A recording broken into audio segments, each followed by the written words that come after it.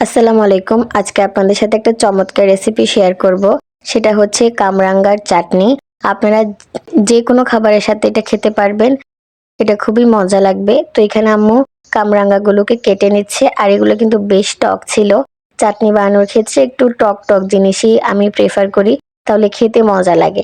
তো যাই হোক, এখানে কাটা হয়ে গেলে আম্মু হচ্ছে একটা কড়াইয়ে তেল দিয়েছে, তার সাথে দিয়ে দিয়েছে ৫ ফোড়ন, আর দিয়েছে একটু শুকনা মরিচ। এগুলোকে একটু ভেজে আম্মু এখানে দিয়ে দিল রসুন।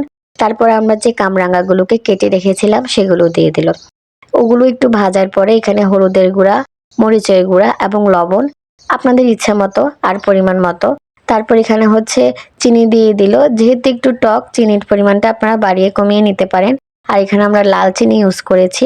তারপর একটু পানি দিলেই হয়ে যাবে। একটু কষানোর পর এখানে একটু জিরার গুঁড়া আর হচ্ছে যে একটু সরিষার গুঁড়া ছিটিয়ে দিয়েছে আম্মু একসাথে।